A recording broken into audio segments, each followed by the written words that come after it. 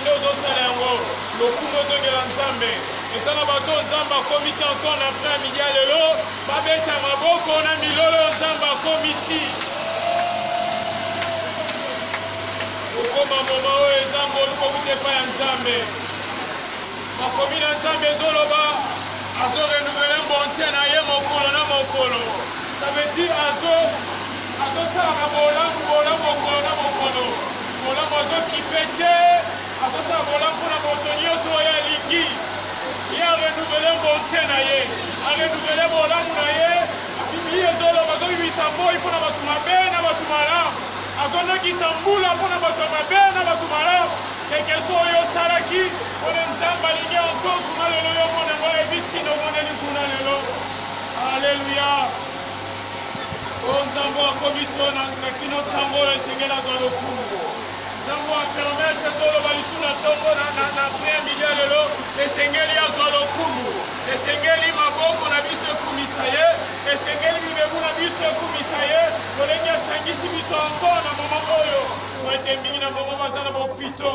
mingi na moma oyo basali vaksino mingi na moma bazoloba te ngai na lenge moko na yo tozoloba alleluya o nzambe apesi makolo aza na esika oyo o nzambe asali ngolu aza na maboko aza na esika oyo o nzambe asali ngolu aza na monoko ezoloba aza na esika oyo soki réellement nzambe asali yo ngolu aza na esika oyo apesi yo monoko makolo nalingi osala mwa signe epai ya nzambe meme esika esomi okushaka lokola pamba loba na nzambe merci lokolo ezosala loba na nzambe merci kushaka lokolo esika esomi loba na nzambe makolo esui maladi te na lokolo lelo pesa nzambe merci na lolenge monoko oyo ezoloba encore na ntongo lelo pesa nzambe merci lolenge loboko ezosala encore na ntongo lelo nzambe asali biso bolamu totelema ntongo lelo nzambe asali biso bolamu toloba lisusu na moma oyo esengeli azwa lokumu yango lokumu ezongela ye na ntongo na yesu masiya bien-aimé dans le Seigneur nalingi topartage mo moke na AG dans le livre AG, chapitre 2, verset 6 à 9. AG, chapitre 6 à 9. Nandako libo zongo tanga libo mimba AG. Nao bazokoma na ba téléphone, bazokoma na mikanda. Comme livre AG, chapitre 2, verset 6 à 9. Mais kozala mieux au que le tanga libo mimba nandako. Mais pour ngonga, tozotanga na chapitre 2, verset 6 à 9. Peine de Bogota, nous avons encore Esaïe, chapitre 6, verset 1, qui nous a 8. Vous allez aller à AG, chapitre 2, verset 6, au citatif de la mer. Je vais au nom de Jésus. Je suis comme l'Éternel des armées. Encore un peu de temps, j'abattrai le ciel et la terre. La mer le sait. J'envoyerai toutes les nations, le trésor de toutes les nations, et envoie et je l'enverrai de voir cette maison, dit l'Éternel des armées. Verset 8. L'argent est à moi et l'or est à moi, dit l'Éternel des armées. La gloire de cette dernière maison sera plus grande que celle de la première, dit l'Éternel des armées. Et ce, dans le lieu que je donnerai la paix, dit l'Éternel des armées. Donc, Ésaïe, chapitre 6. Ésaïe, chapitre 6, verset 28. L'Éternel, l'année de la mort du roi Osias, j'ai vu le Seigneur assis sur un trône très élevé, et le pan de sa robe remplisse le temple. Le séraphin s'éteignait au-dessus de lui.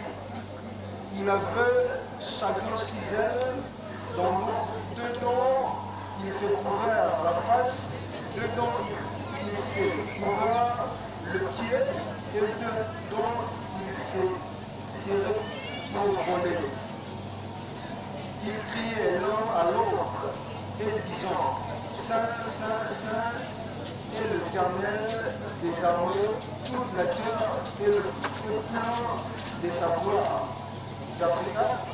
Les portes furent ébranlées dans l'air fondement par la voix qui retentissant, et la maison remplie de fumée. Alors j'ai dit, malheur à moi, je suis perdu car je suis un homme dont les lèvres sont impures. J'habite au milieu d'un peuple dont les lèvres sont impures, et mes yeux ont vu le roi, l'Éternel des armées. Mais l'un de ses frères vola vers moi, tenant à la main une pierre ardente qu'il avait prise sur l'autel avec des pincettes. Verset 7. Il en toucha ma bouche et dit, ceci a touché le lèvre de ton iniquité et enlevé, et ton péché est expié. J'attendis la voix du Seigneur, disant, qui enverrai-je et qui marchera pour nous? J'ai répondu, mais voici, envoie-moi. La parole de Dieu. Alléluia. Alléluia. Ok, merci. La matin, il y a le tir. Vous avez des matin, il y a l'émission. Vous allez faire rapide par rapport à temps parce que les amis, ils mettent au par rapport à temps. Et si quand totangi na livre ya Agé, bazali l'un de prophète. Azali parmi les commentateurs, bakomeli biso, aza 10e petit prophète. 10e petit prophète non selon la prophétie, mais selon la taille ya livre, dimension ya mukie ndenge lolengi akomaki, lolengi bakommentateur baklasse. Aza parmi 10e prophète dans l'ancienne alliance. Agé Nazali, auteur, il y a un livre Sika Totangi. Agé, et Sika Totangi, Naza, auteur, il y a un livre Totangi. Tolobi Agé, c'est un prophète, payé, puis Azali Mokomi, il y a un livre Totangi. Mais le problème, on est qu'on est Israël, n'époque Agé, n'époque où on a Israël, temple qui détruit, c'est qui va tomber encore en Zambéton. Mais peuple va négliger tant qu'on te met ensemble temple par rapport à l'histoire de Sikatotangi, comme il faut s'intéresser par rapport à Bilo Konabaro, Babosani Nzambe va placer Nzambe devant la circonstance de Israël, parce que le temple d'Israël est caractérisé encore pour l'amour Nzambe d'Israël. Le temple d'Israël est réellement que Zambaza réellement dans Bango, à cause de l'alliance d'Israël. Mais Israël va bosser et c'est ma préoccupation na bango ezala liboso nzambe mais bakomi na bafere na bango batie yango liboso ke nzambe yango nzambe azoloba na monoko ya Agé ayebisi ye la gloire de la seconde maison sera plus grande que celle de la première maison. Ayebisi ye nkembo ya ndako ya mibale ekoleka na nkembo ya liboso oyo bandeko babikaki. Kembo lisusu nalingi namonisa na Israël, kembo mosusu nalingi namonisa na epoke oyo kembo wana ekoleka na kembo ezala liboso. Alobi kembo wana tolanda malamu, abi kembo wana ekoningisa mabele, ekoningisa mai, ekoningisa bipai nyonso. Wana kembo ngo lolenge nyi ekokamba Israël mobimba. Kembo ngo lolenge nyi yango ekosimba Israël mobimba. Olobi kembo wana ekoningisa biloko nyonso memi na se ya mai ekoningisa yango soki otangi na mozindo na Agé. Le problème le plus grave, Nzambe alingi asala na Agé, Nzambe alingi asala na peuple Israël, mais baza mosika na Nzambe. Baza mosika na Nzambe. Israël baza mosika na Nzambe, baza pembeni na Nzambe te. Message na ekolobela encore na moment oyo ezake partager, la gloire de la seconde maison sera plus grande que celle de la première maison. Kembo yanda kwa mibale ekoleka kembo ya liboso. Kembo lingobika na nzambe na moma oyo ekoleka makambo oyo bika mona na fina yo. Yangole mama likambo tolingi to partager na premier lelo. Esto bigolo ba merci ke swami yo. Alléluia.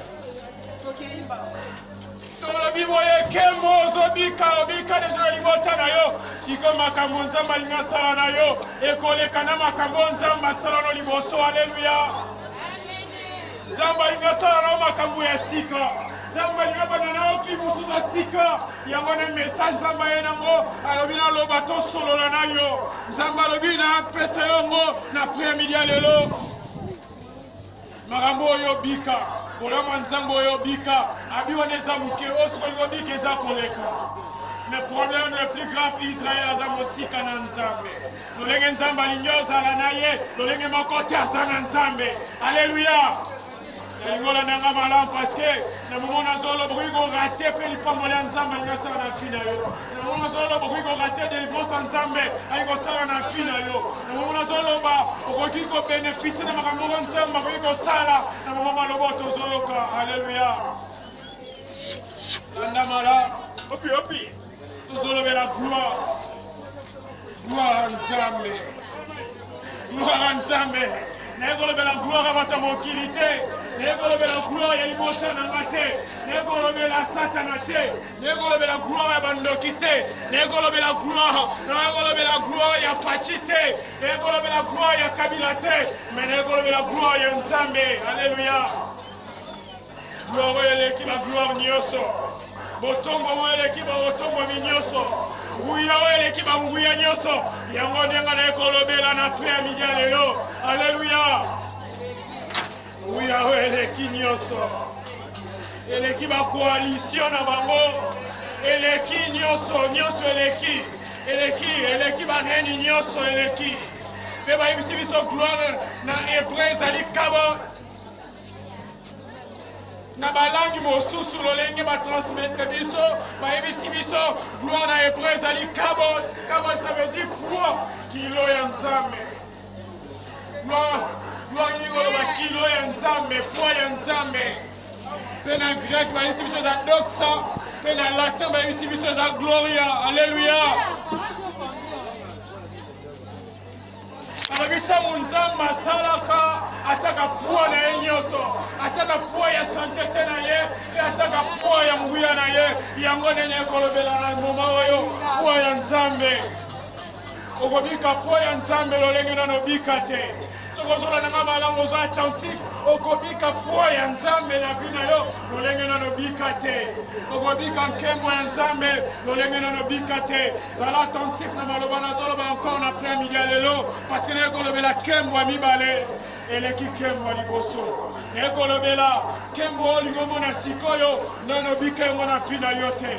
Kolamba nzambe alingi asala na vi na yo nano asala yango na vi na yo te.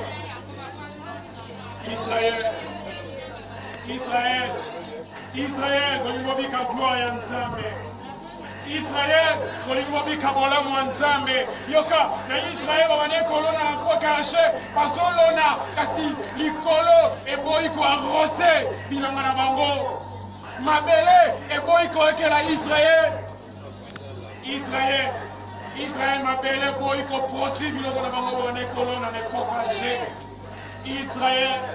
Israël fini bamaneko bakomi koamene pasi difficulté tellement makasi Israël.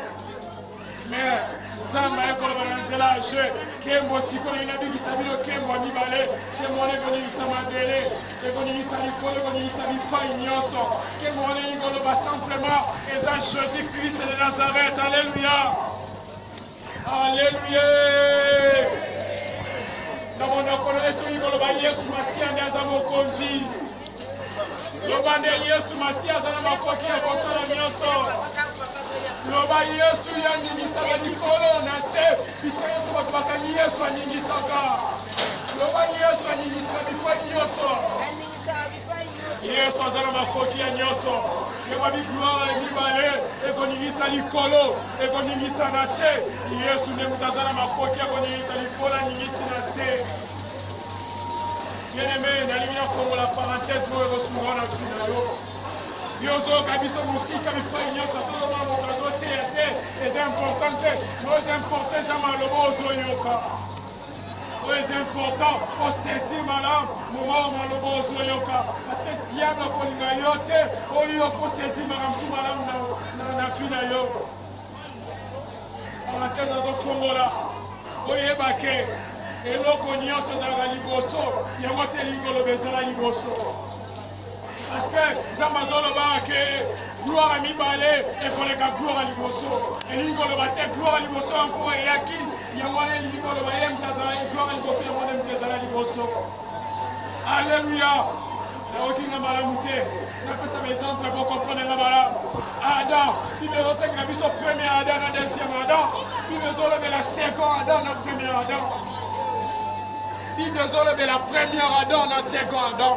Bible est la première gloire dans seconde gloire. Et c'est la vision première dans dernier. Il y a le baptême. Premier, il y a mon désir, il y a mon ana. Et il y a le baptême. Puis on nous a vu frère il y a mon désir à l'imoso. Il y a mon élobite fino, il y a mon zambalino zala. Et ça fait on zambalino zala parce qu'ils ont la deuxième gloire, ils ont la deuxième vie. Et c'est la première Adam et la deuxième Adam. Adam il bosse à la terre avant Adam. Adam il balait. Il nous a la première Adam. Au biseau de dans la jeunesse, la première Adam. Vous voulez que Zamba soit la première Adam. Mais quand on essaye, Zamba qui sa première Adam, deuxième Adam, Billy. Deuxième Adam, ça veut dire c'est Christ, c'est Jésus-Christ de Nazareth. Il y a des biseaux deuxième Adam. Jésus a zalé il bosse au premier Adam, ça là. Jésus a zala avant premier Adam zala. Jésus a zala na ma solution avant moto après moment après. Avant que mon ma passi. Yesu a zala déjà. Deuxième Adam zala déjà. Et moto zala mais la deuxième gloire est zala déjà avant première gloire est zala. Ni aujourd'hui balelo. Ezala na vio hotel. Oyo zokanisa ngo ko suka na yango. Ezala na vio nzamba bongisa pona yo. Yango na zolo la deuxième vie. On a encore deuxième gloire. Et ça n'a fait un zambalinga yosa. Où éternité. Car ma communauté maison on a Romain qui a prédestiné à Bisso. Avant mon qu'il est là, Zamba Eba Kalabenga Kayo. Avant mon qu'il est là, Zamba Pona Kayo. Avant mon qu'il est là, Zamba justifié on a Romain. Romain chapitre 8, si je ne me trompe pas. Romains chapitre 8, verset 29 à 30. Zamba prédestiné biso, Zamba benga biso, Zamba justifié biso, Zamba glorifié biso. Il y a mon éclat dans Zolobela. Avant mon kilé Zamba. Avant ça, on a quoi dans ma belle. Avant ma passion de Sozomona. Et on a quoi mon Zambé déjà pour qui ça qu'on a pris dans l'eau. Alléluia. Et ça, on a gloire Zamba pour qui ça qu'on a pris dans l'eau.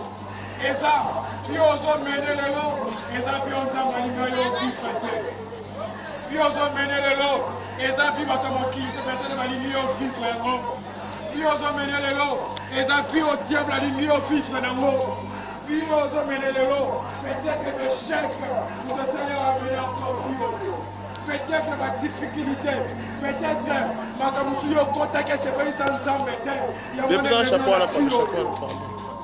et ça, on a vu Nzamba Bongisa, on a solo encore 50 doigts. Et ça, on a vu Nzamba Bongisa pour la fin depuis longtemps. Avant que nous soyons ça, avant que nous soyons ça, Nzamba Bongisa film merveilleux pour la fin. Bible Zoloba, il y a un projet à bonheur pour la banane. Il y a un plan merveilleux pour la bus à Bongisa, éternité avec ça. Où d'éternité, et ça n'a plus nos côtés, il faut qu'on ait vu ensemble Bongisa. Problème le plus grave, Israël,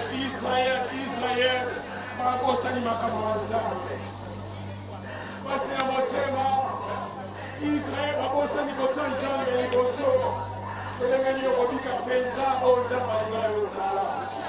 lolenge nini okobika nzambe alinga yo ozala po yo ozwi nzambe otie mosika yo ozwi nzambe otie esu liboso te priorité na yo ekomi koteka priorité na yo ekomi mosala priorité na yo ekomi mbongo okomisi mbongo liboso yango pepe Israel bazolona kasi mabele boyi kokosa ozoteka kasi ozomona su misolo na yo malamu te ozoteka na yo lolenge esengeli noko ozomona ndako maladi elobi ngai ye okozomona ndako oyoka problème ngai ye ozotourne esika moko po ete intere ya nzambe eza te yango na ye na premili ya lelo enayebisa yo esengeli nzambe amona intere nzambe atrouve intere na ye na makambo nyonso oyo ozofifre ese réellement intere ya nzambe ezali ese intere ya nzambe eza na makambo oyo ozofifre ese intere ya nzambe eza na oyo ozoteka ese intere ya nzambe eza esika yo ofandaka ya nzambe atrouve intere na ye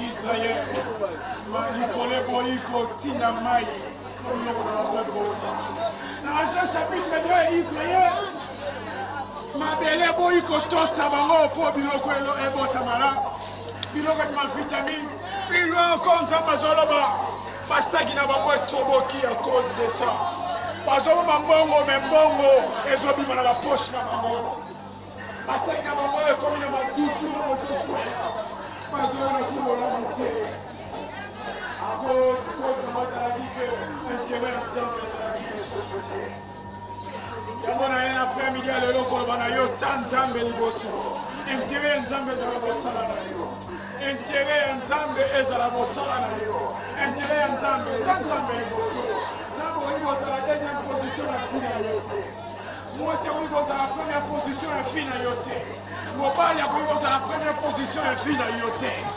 papa mama okoki kotia liboso ya fi na yo te ezala bandoki ezala satana akoki kotia ye liboso ya fi na yo te ta nzambe liboso omona bolamu ya nzambe israel nazolobela nkembo ya mibale israel oyo babika nkembo na bango oyo bamama na bino babika te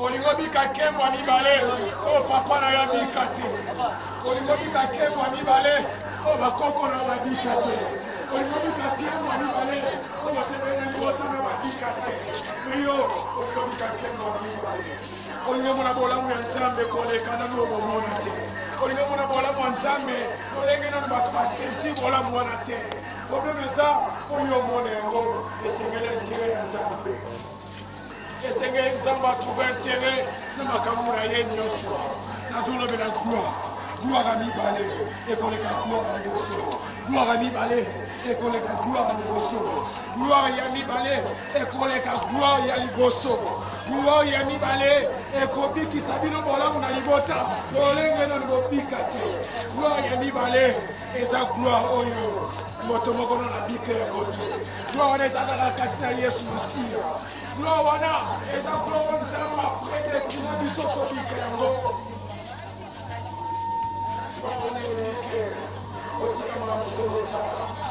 kema mibale wana eyotikamaka ozomona koleka yesu masiya kema mibale elingi otikamaka oyo ozomona eleki yesu me okolisa te yesu position elingi na premia lelo otya yesu première position na fili na yo tya yesu liboso kindoki eleki yesu te koloka eleki yesu te koloka obanda koloka epesa oni ya malonga makilo obanda komela epesa oni ya malonga kotonga osika osisa bato na kotonga obandi kotonga epesa yo nini me tya yesu liboso longola kotonga liboso tya yesu mibali oyo bimela bango boni kombie bapesa yo nini mibali bapesa yo nini nalingi obika gloire ya mibale esika ezwami yo conscience esala eza na gloire mibale ezozelanga eza nzambe azozelanga esika moko zapanikasolanga makambo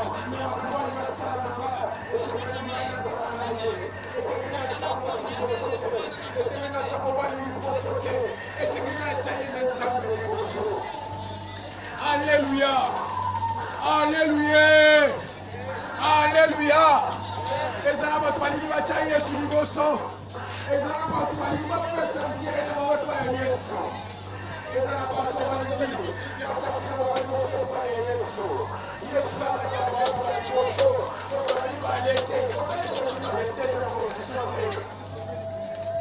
Na Yesu liboso. Yo lingo bika gloire mibale. Yo lingi fina yo ezala change.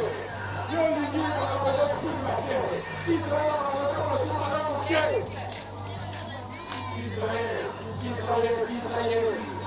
Israel, bika na bino kasi bakembo na Nzambe. Na gloire à tout oyo, kilo ya Nzambe, poids ya Nzambe. Oyo lingi bobika cette fois-ci, eza oyo na bobika ya moke. Ekoningisa libota na yo. Ekoningisa mambo ebele. Na Esaïe chapitre 6.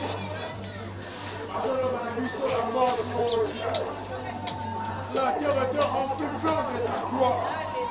Bakema mzoya na fina biso. Na bato baone ko empêcher gloire Nzambe. Et on va voir liwa. Oh Dieu, que mon Nzambe me mène à liwa. Bato bato ko empêcher bola mo Nzambe na fina bango. So yazo résister après que ça bola mo Nzambe ngasa na fina yo. Et même ka batebele na liwa. Esaïe chapitre 6. Conscience que mon Nzambe est pour moi.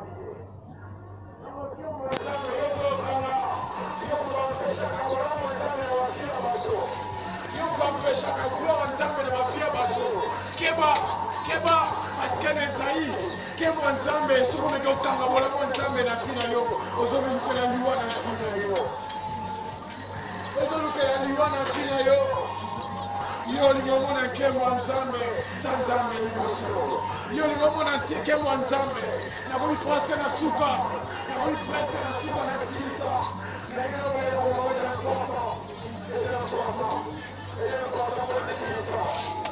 c'est important pour tosilisa toclotire mama oyo mpe tosambela Nzambe tobondela Nzambe nkembo ya Nzambe Nzambe eza important na biso pamba te eza na vi moko Nzambe adesina oyo biso esengeli tobika eza na vi moko oyo eza original oyo Nzambe alinga biso toza original de nous oyo Nzambe alinga yo ozala oyo Nzambe abongisa mpo fi na yo ezala eza original de nous mpo biso tovivre original de nous esengeli tocheltire ya Nzambe liboso esengeli totika Nzambe azala conducteur na biso. Galates chapitre 5 verset 18, puis Romains chapitre 8 verset 14. Galates chapitre 5 verset 18, puis Romains chapitre 8 verset 14. Kende kotanga na ndako. Kende kotanga na partage na ndako. Ezoloba totika bapina biso na baconduire par molimo ya Nzambe. Yo omona bolamu ya Nzambe. Esengeli omitika molimo wakamba yo omitika molimo mosantu wakamba yo enaloba enapesa molisesi natuna mutuka na chauffeur na nakumbaka moninga mutuka na chauffeur na nakoki kokumba moninga véhicule na chauffeur soki mutuka ezokumba moto yeba risque eza ya baksilo soki mutuka apanye frein salami apanye moko salami mutuka ekomi komema yo yewa ete accident sikoyo esalama parce mutuka ekoki kokumba yo moto esengeli otika fi na yo moto moko akamba fi na yo moto na kombo na ye Yesu Masiya soki otiki epai na ye accident kozala te na fi na yo soki yo moko alingi okamba fi na yo accident ezozela yo liboso tala combien d'accident okutana na ma vie combien les erreurs yo rencontré na vie na yo